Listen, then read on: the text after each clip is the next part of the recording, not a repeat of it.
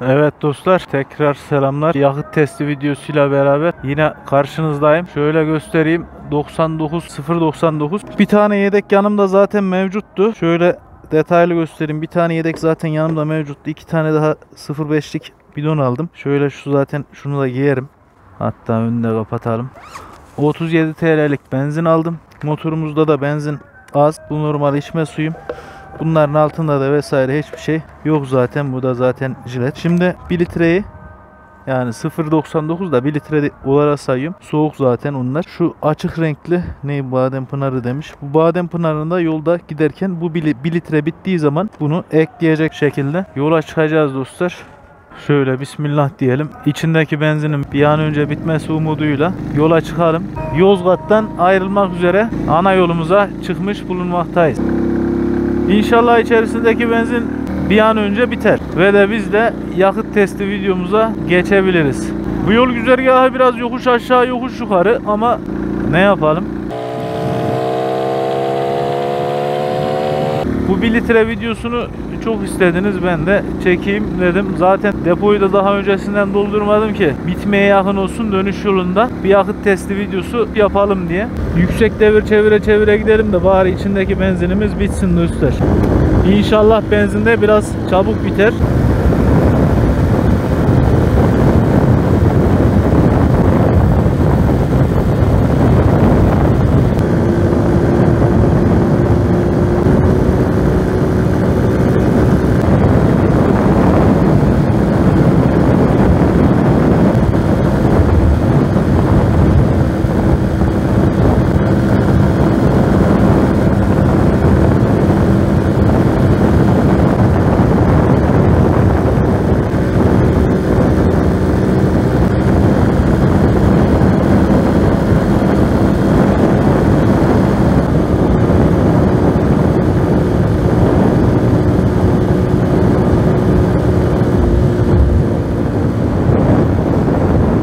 Evet, benzinimiz bitti.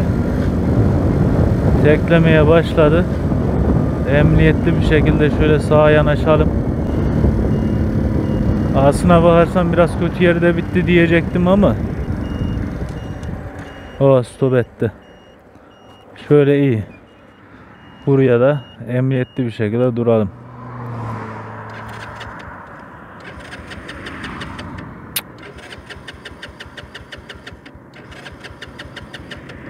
Komple bitmiş dostlar. Evet.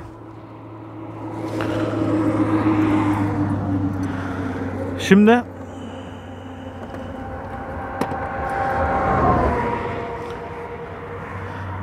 benzinimizi ekleyeceğiz. Şöyle öncelikle şöyle bir kilometreyi göstereyim. Dostlar. Nasıl demiş? 21.830. 21.830. Tam hatta şeyde de bitmiş. 21.830 kilometre, yanındaki sayaçta sıfıra dönmüş. Tam milimetrik bir hesap olacak dostlar. Şöyle kamerayı şu açıdan bırakayım ben. Şu 1 litre benzinimizi bir ekleyelim.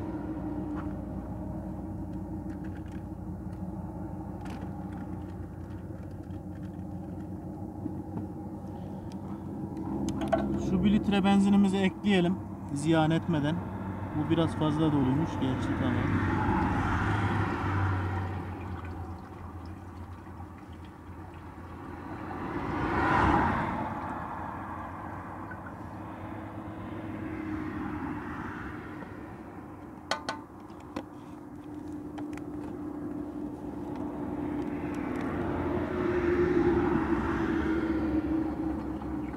Yani çok az ziyan oldu ama ona da yapacak bir şey yok.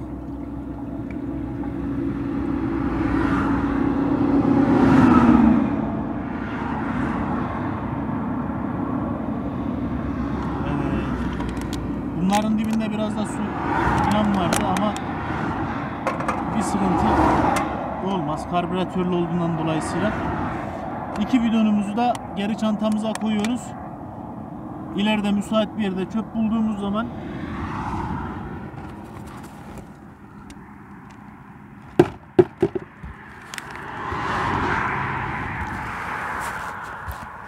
çöpe atacağız dostlar. Bir bidon benzinimiz kaldı. O da bu 1 litre bittiği zaman onu ekleyip yolumuza devam edeceğiz. Zaten ortalama bir 45 kilometre falan bir güzergahım var zaten. Gitmem gereken yol. Onu da gideriz. Şöyle tekrar göstereyim dostlar. 21.830 kilometrede benzinimiz full bitti. Buraları zaten hiç kesmedim, biçmedim.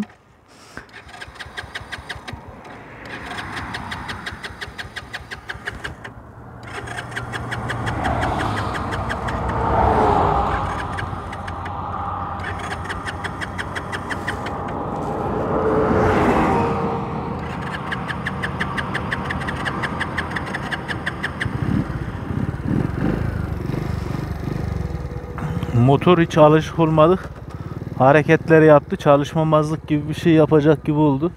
Şu araçlar da geçsin. Emniyetli bir şekilde yolumuza çıkalım.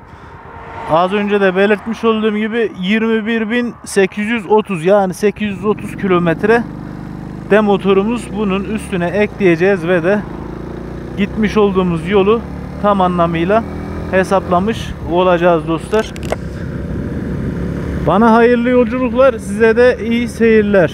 Şimdi dostlar ortalama hızım 55-60 kilometre hız aralıklarında devam edeceğiz. Çünkü yakıtı en az yaktığı hız aralıkları bunlar. Bakalım hep birlikte ne kadar kilometre yapacağız 1 litre benzinle hep birlikte görelim dostlar. Tahmini minimum 50 kilometre rahat yapar. Yani 50 kilometreleri çok rahat yapar. Yani 50 kilometrede benzin biter diye umut ediyorum. Yoksa benzin bitene kadar gezmeye devam. İnşallah da benzinimiz fazla kilometreler yapmadan biter. Bize de bu test videosu zulüm olmaz. Hayırlısı bakalım.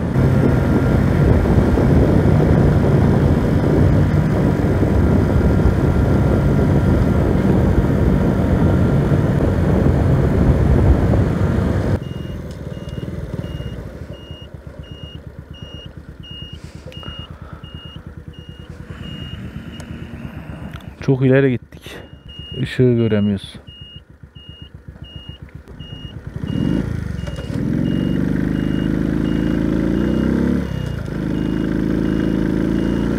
Elbette bazen çiçek açıp bazen solacağız. Elbette. Şöyle minibüsün gölgesine geçelim de.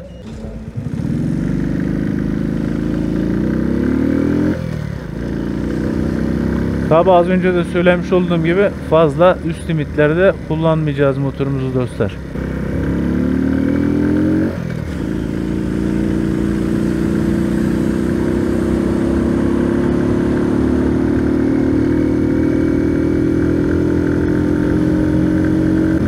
En sağ emniyet şeridinden sakin bir yolculuk yapalım bakalım. 40 kilometrede bu benzin bitmez ama bakacağız. Bir gidelim, ondan sonra duruma göre değerlendirme yaparız. Olmadı yeni bir güzergah daha çizeriz. Benzinin biteceği vaziyette.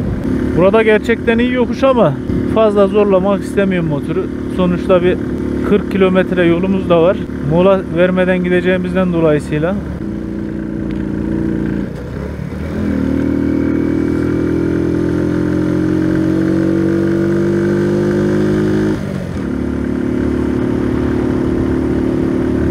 TM, bunun plakası neymiş ya? Pakistan mı?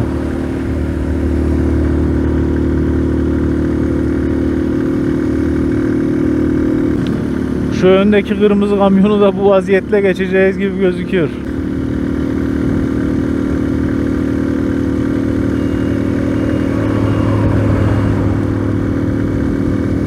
Bu test videosunu da uzun yol olarak da nitelendirebiliriz. Bakalım. Ben de merak ediyorum gerçekten. 1 litre ile kaç kilometre yol alacağız.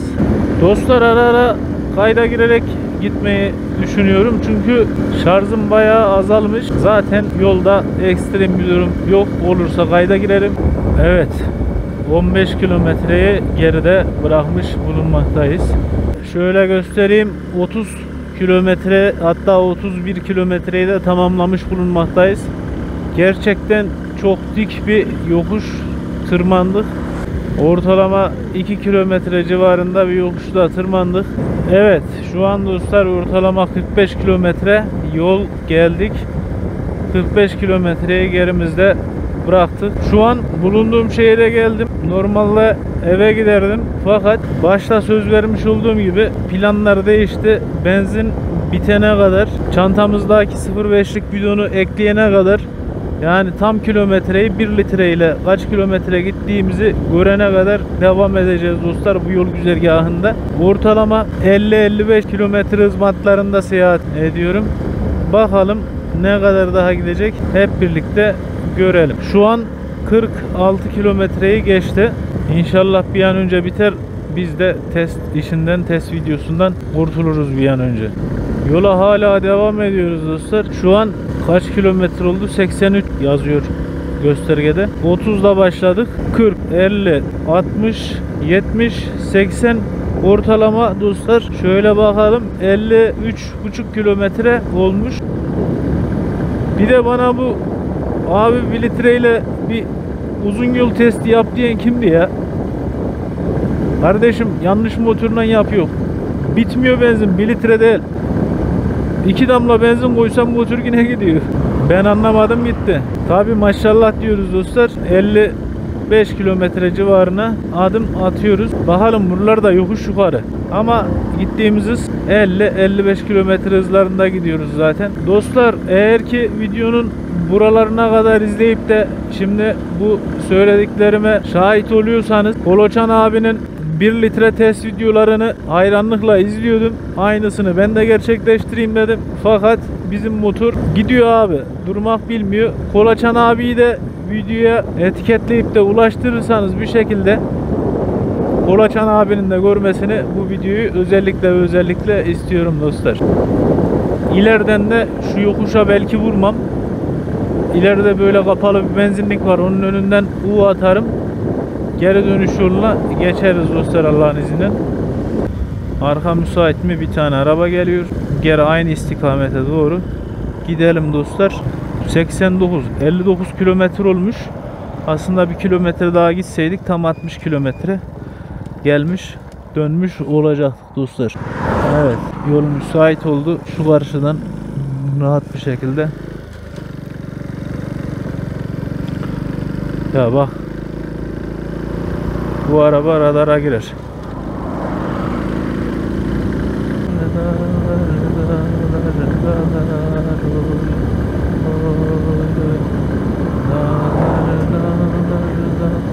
Girdin abim.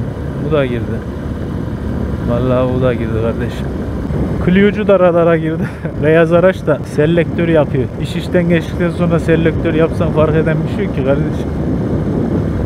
Yine düşünceli bir arkadaşmış. Aynen dedim ya, Clio da radara girdi. Çünkü hızlı gidiyordu.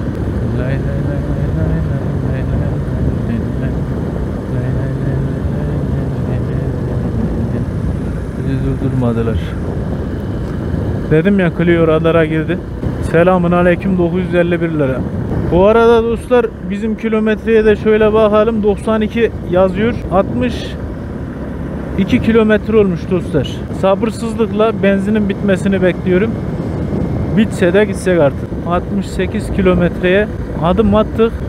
Keşke şimdi bitse de gitsek. Bu kadar uzun süreceğini bilseydim yemin ederim bu testi yapmazdım dostlar. Tam 70 kilometreyi tamamladı. Artık biraz daha çabuk bitsin diye bir iki tık daha gazı sıkayım. Yoksa bu benzin bu şekilde 45-50 ile gitmeyle bitecek gibi değil. Bu kavşaktan da sağa dönelim de en azından yolu düz gidersek yine yokuş yukarı çıkacağız. Zaten yokuş yukarı çıkayım. Motor da yoruldu, ben de yoruldum. En temizi buradan sağa gidelim. Biraz da rüzgarı arkamıza alıp bu şekilde seyahat edelim dostlar.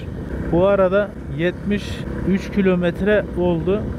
Tahminimce bir 7-8 kilometre bandında biter diye umut ediyorum. İnşallah biter. Ya bassam böyle bir 75-80 civarında kullanmış olsam bu sefer daha çabuk biter, fakat hani yüksek limitlere de çıkartmayayım istiyorum motoru. Net bir ölçüm yapalım. Sonuçta ne kadar az yakması benim motoru ne kadar daha iyi ayarladığım anlamına geliyor. Yani ayarlamalarını vesairesini komple kendim yaptığımdan dolayısıyla kendim de onu test etmiş olurum. Bir nevi yani. Çünkü ben motorun ne kadar az yaktığını biliyorum da inanmayan vesaire arkadaşlar, dostlar oluyor. Onlara da biraz aslında kanıtlamam da gerekmiyor, fakat ister istemez yine de biraz reklam şart, öyle söyleyeyim dostlar. Bu arada buraya kadar izleyen can dostlara selam olsun. Kanalıma abone olmayı unutmazsanız sevinirim. Katıl butonunu da açtık, aktifleştirdik. Ayrıyetten süper teşekkür diye bir bölüm daha varmış. Onu da aktifleştirdik dostlar. Oradan desteklerinizi beklemiyorum, fakat destek de verirseniz iyi olur. Bu arada kendi kanalımızın reklamını da yaptık. Düz gidelim ya. Düz gidelim. Güneş fazla vuruyor mu tam olarak ekrana bilmiyorum ama güneş de bayağı etkiliyormuş. Şu ileriden geri döneriz ya. Bakalım, zaten bitmesi gerekiyor. Şu ileride bir köprü var. Köprüye yaklaşmadan geri şuradan atar, karşıdan geliriz. Bir de bu tarafa gideriz. Ortalama kaç kilometre olur öyle? Daha 74 kilometre olmuş. Hatta 75 kilometre olacak. Hayırlısı ya. Biter elbet.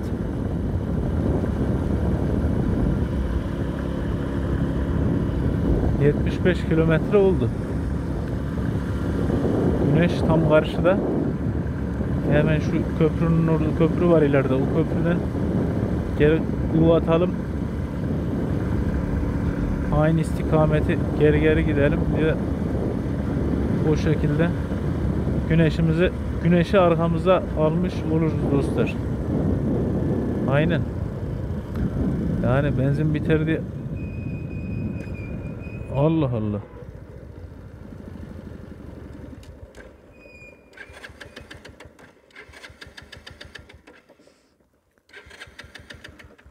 Bitmemen gerekiyor ya.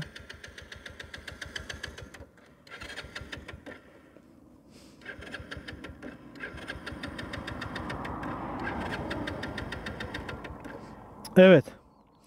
An itibariyle benzin bitti. Vallahi ben buna biraz şaşırdım gibi oldu. Bir bakalım şöyle.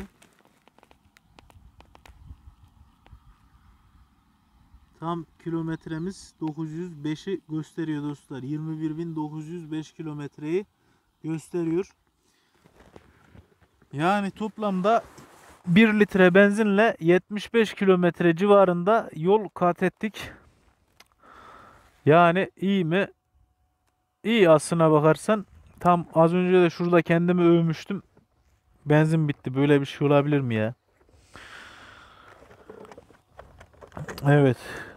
Son bidon benzinimizi de ekleyelim. Ortalama bu da yani mantıken düşünürsen 30-35 kilometre civarında bir yol aldıracak gibi duruyor.